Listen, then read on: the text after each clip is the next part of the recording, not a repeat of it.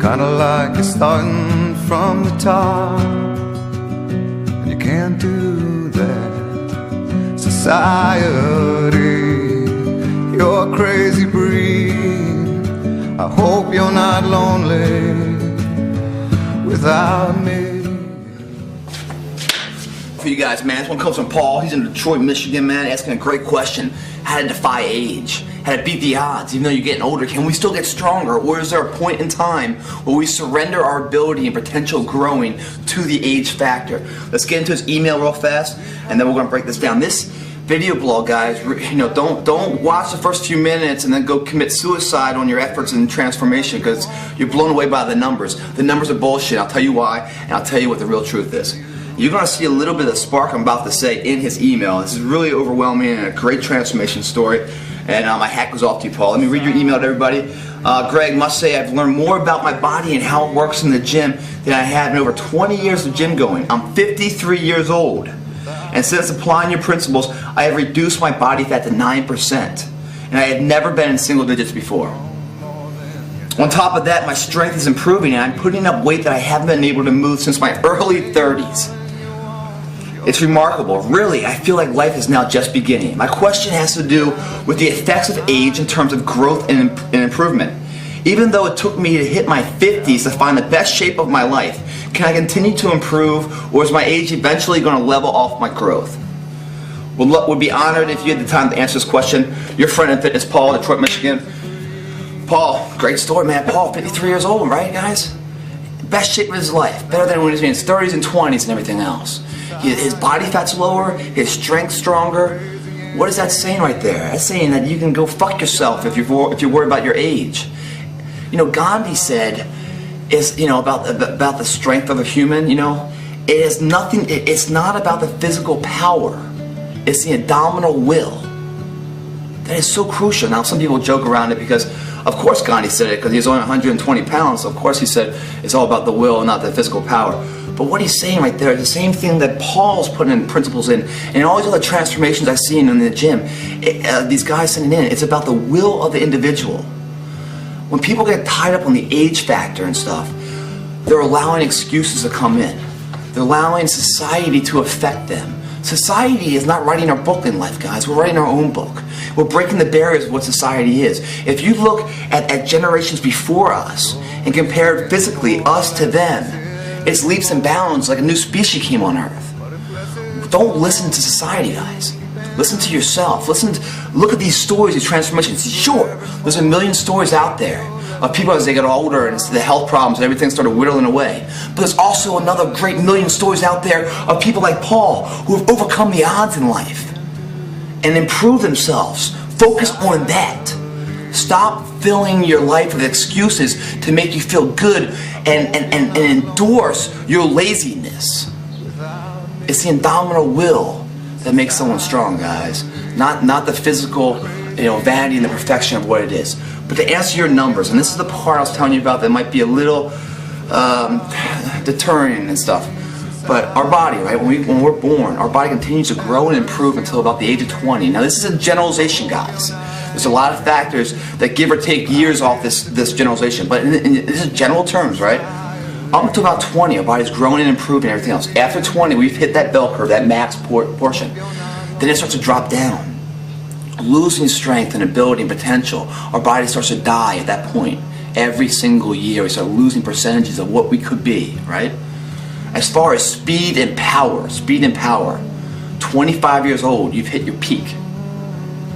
As far as muscle strength and the ability to lift something, in a male, 28 to 35, that's the range where you hit your max. Once you're in your 30s, guys, from 28 to 35, when you're in your 30s, you lose 1/2 pound of skeletal muscle per year. When you get into your 40s, you lose 1% every single year of skeletal muscle mass. Once you're in your 50s to 60s, 50 to 60, that decade right there is when it really starts to turn. That's when your testosterone levels start to drop. It's called andropause, kind of like women with menopause. It's a decrease in production of testosterone, natural testosterone in your body.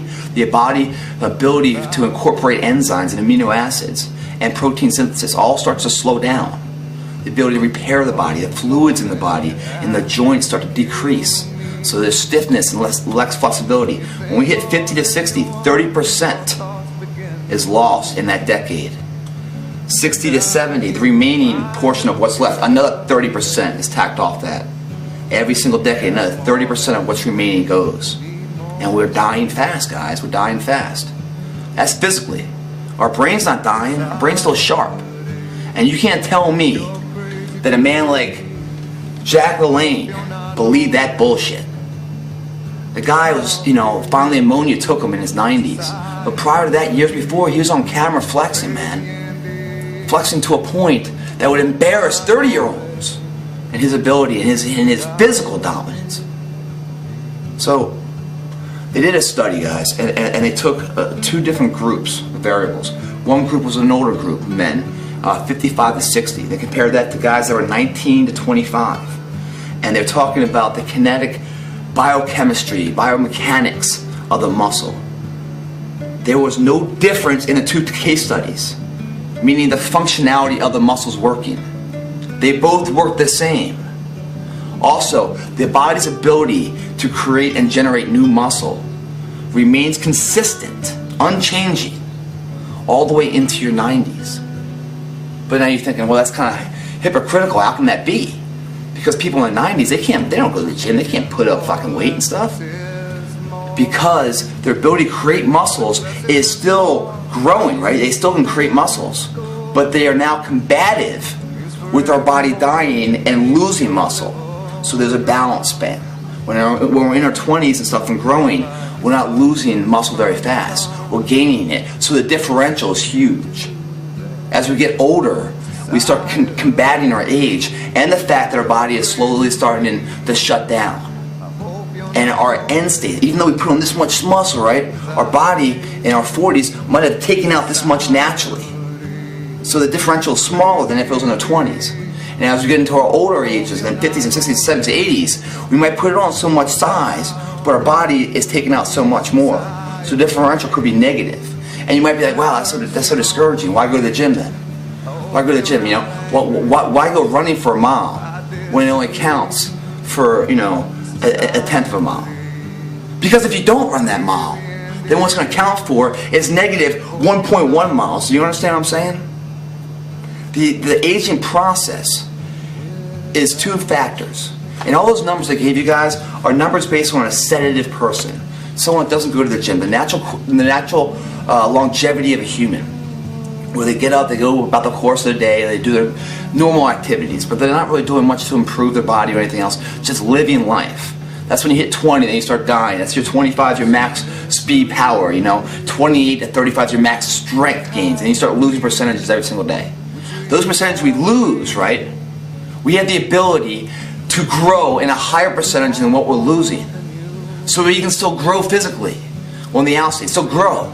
Even, we might grow 5%. In our 40s we lose 1%. So it's a net gain of 4%. So we can keep growing and growing and growing. Eventually, as we go through andropause for men, and our body starts shutting down testosterone levels and everything else. And even more so, guys, if you guys have been hooked up with steroids early on, when you shouldn't be, when your body naturally produces testosterone, and you start incorporating foreign, testosterone in your body says, okay, cool, don't need to worry about producing my own, I'll drop my levels off. Well, guess what? When that andropause happens, you're losing more than most. And you're going to start losing faster percentages. So that when you're early on, those gains you just got, you're paying tenfold back in a negative attribute later in life. And you end state, you're whittling away, even though you put all that effort into it. Where if you never fucked with this shit before, the natural progression is a slower margin of decrease, of which you can combat with a higher level of output, so that net can still be its growth and strength, just like Paul's doing. Net better shape now at 53 than ever. When you are alive, guys, it's either your body's going to run its course, or your body's going to run the will of your course. That's the differential. The mindset, the will. If you accept the fact that yes, we will never live forever, we will die. But how are we going to live? It's what's questionable.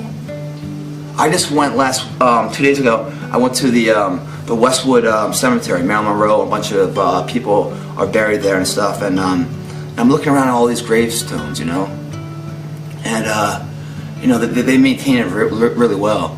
But you look at like Marilyn Monroe's thing, or Walter Matthau's, James Dean, all these, you know, these people and stuff, and you start to look at where they are and everything else. You see flowers and stuff, and you see some graves where they can't grow grass around the grave. And why is that? Because so much attraction is coming onto that site. So many people coming to see that. You know, to say thank you, or to give remembrance, or to find inspiration. Because they left a legacy there. They didn't let their body run its course. They told their body the course it was going to run. They left a mark on society, and they live forever. You know, they're immortalized. And that's what you guys got to remember. Our body is like a car, basically. You know, when you go to buy a new car, that's your 20-year-old body, right? You drive that car off the lot. You can't sell that car a minute later after you drive it off the lot than what you paid for. It's a depreciating asset, even though it's a real nice car, right? So we all have a nice car. Some cars you see at 200,000 miles and still running good. Some cars you see the engine blowing up after 30 miles. The maintenance of it has been taken care of, the oil changes and everything else. Or it's been sedative. Every single study I've read, every research from doctors, every case study, the differential of someone being in shape at 70 years old or being on an oxygen tank is a sedative factor. Are they active or not? Your muscles, it's either you either use them or you lose them. That's how it works, guys. If you continue to use your muscles, keep going into the gym, they'll get stronger and stronger and stronger. That's how a body's supposed to be. But if you don't, and you ride the couch, your body's going to shut down. Your life's going to be over before you know it. And you know what? It wasn't a life worth living anyway, probably. Everything that starts compounding negativity, or it can compound positivity. That's your will. That's the indomitable will that Gandhi's talking about, of which course you want to go. Do we listen to the naysayers? Do we listen to this alarming concerns that our body is going to deteriorate over time? Or do we do something different to overcome the odds that has been proven over and over again on multiple examples on multiple fronts that it can happen? And they're no different than us. It can happen for us too. There's a buddy of mine here in LA, and he's in his 50s. We go hiking a lot on these hills. And these hills out here are the mountains, basically. Pretty steep. My dogs go with me. My dogs get worn out. You know, I get pretty worn out. My buddy, he doesn't get worn out. He stays there with me. And he's 30 years older than me. Right? Now, his natural testosterone levels have dropped. Now, remember when I said steroids is a miracle drug in itself? You know, given the right time, the right placement, on a doctor's supervision, it can perform wonders. As our body goes through andropause, our body's natural testosterone is diminished and lowered, right? Not what it was at 20s and 30-year-old. It's up here. Now we're coming down every single year. And that deduction starts to lose our body's ability to repair and regrow. And that's how we start losing those percentages of muscle size and everything else. My buddy goes, and I know many people in the entertainment world do this, right around 40, 45. You go to your doctor, you get a testosterone test, you find out what your natural levels are. You find out the rate of which you're losing it, naturally.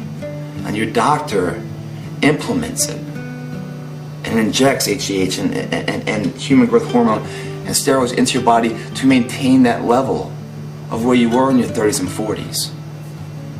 Under control.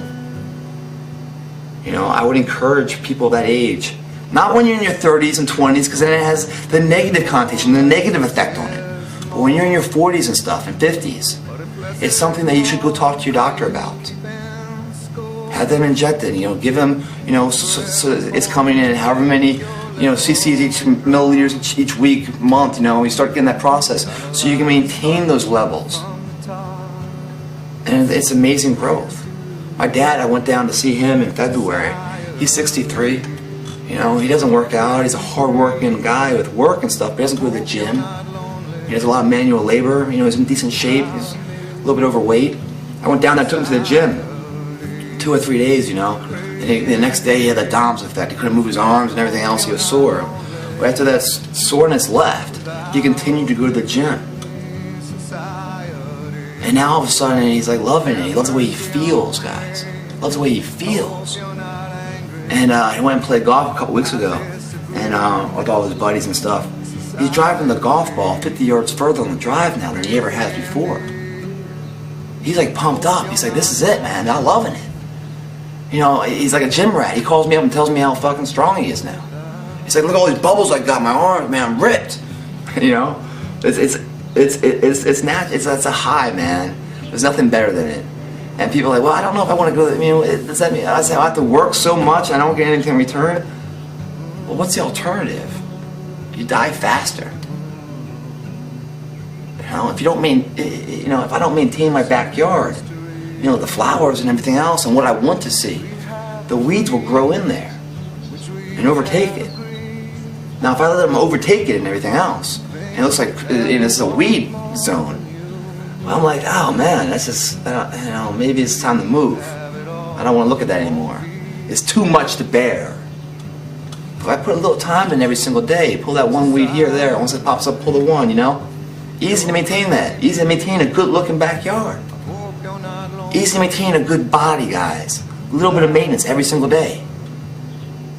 And it just breeds into what the greatest attribute is, which doesn't diminish as fast as the human body, the mental outlook on life. That grows even faster. When you're physically in shape, guys, mentally, you're sharper than ever. Sharper than ever, no matter what age. And it's like the game of golf. Stop comparing yourselves to pros, you know?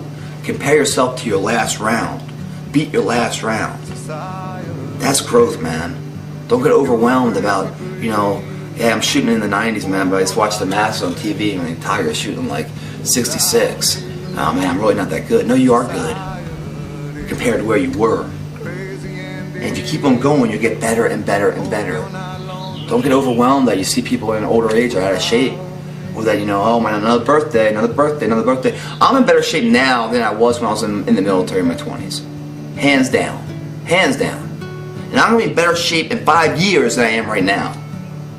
And, you know, when I hit my 50s, I don't know if I'll be in better shape, but I'll be in better shape than any other motherfucking 50-year-old out there. I guarantee you that. That's the game of golf I tell you to compare yourself with. Where you are, on your terms.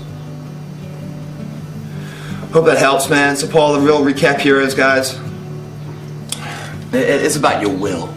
You know, you can defy age and push the clock on time back through effort. Your body is, you know, they say it's not how old you are, it's you're as old as you act. You know, that's the same kind of notion as your body. Your body is as old as you use it. The more you use it, the more youth you retain. The less you use it, the quicker you lose it.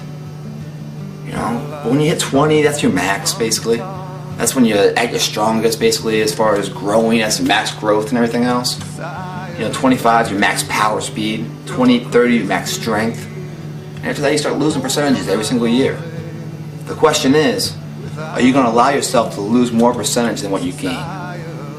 Going to the gym, we can gain more than what our body would naturally lose well into our 50s, 60s, 70s. And then as our testosterone really starts to drop down with the andropause, we get some help with medicine, with doctors. We start implementing HGH into our diet, natural human growth hormones, you know, into our body, to maintain the levels of where we were when we were younger, to maintain the life, all along keeping our brains sharper and sharper and sharper, living life to the fullest. If you sit on the couch,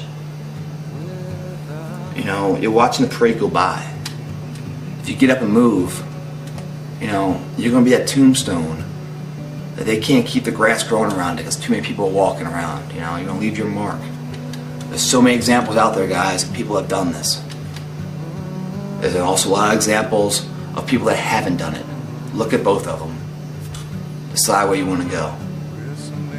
One is somebody in charge of their life, driving their destiny, not listening to society's rhymes or reasons, creating their own handbook on life. The other one, surrendering the ability to change and accepting natural progression of what society says. It all depends if you want to be a servant or a master of your own life. I think that's an easy answer. Great Plitt, help me stay fit. Great question, Paul. Congratulations, man. 53. Send some pictures, man. I want to see them. And I can't wait to see what you're going to look like at 63. All right, guys. All the best. Help you stay fit. I'm out.